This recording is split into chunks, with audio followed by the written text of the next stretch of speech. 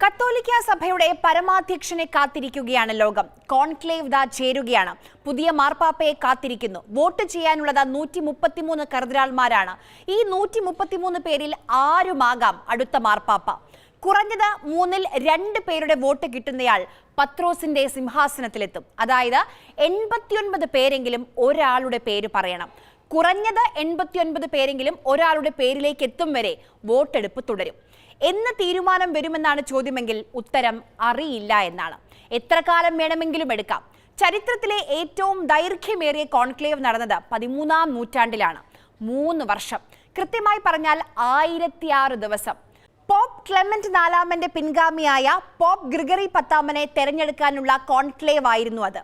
November 1268 തുടങ്ങിയ conclave അവസാനിച്ചത് September 1271 തെരഞ്ഞെടുക്കപ്പെട്ട ദിവസം തന്നെ ഗ്രിഗറി 10 ഒരു തീരുമാനമെടുത്തു.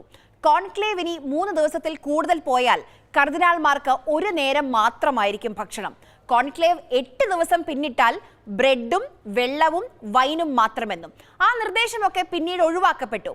ഒരു പോപ്പ് വിടവാങ്ങിയ ദിവസം തന്നെ പുതിയ പോപ്പിനെ തെരഞ്ഞെടുത്ത ചരിത്രവുമുണ്ട്. അന്നാണ് വോട്ടെടുപ്പിന് 10 ദിവസം കാത്തിരിക്കാനുള്ള തീരുമാനമെടുത്തത്. പിന്നീട് അത് 15 നീട്ടി. കാരണം റോമിന് പുറത്തുള്ള കർദിനാൾമാർക്ക് എത്തിച്ചേരാനുള്ള സമയം കൂടി കണക്കിലെടുത്ത്. ഏറ്റവും പെട്ടെന്ന് പോപ്പിനെ തെരഞ്ഞെടുത്തത് 1503 പോപ്പ് ജൂലിയസ് 2-ന്റെ തെരഞ്ഞെടുപ്പ്. മണിക്കൂറുകൾക്കുള്ളിൽ തന്നെ എല്ലാം കഴിഞ്ഞു. 2013 ഫ്രാൻസിസ് മാർപ്പാപ്പയെ തെരഞ്ഞെടുത്ത കോൺക്ലേവ് നീണ്ടു നിന്നത് 24 മണിക്കൂറാണ്.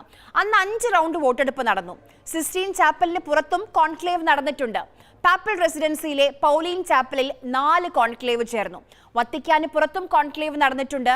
റോമിന് പുറത്ത് 15 കോൺക്ലേവ് ചേർന്നു. ഇറ്റലിയിലും ജർമ്മനിയിലും ഫ്രാൻസിലും.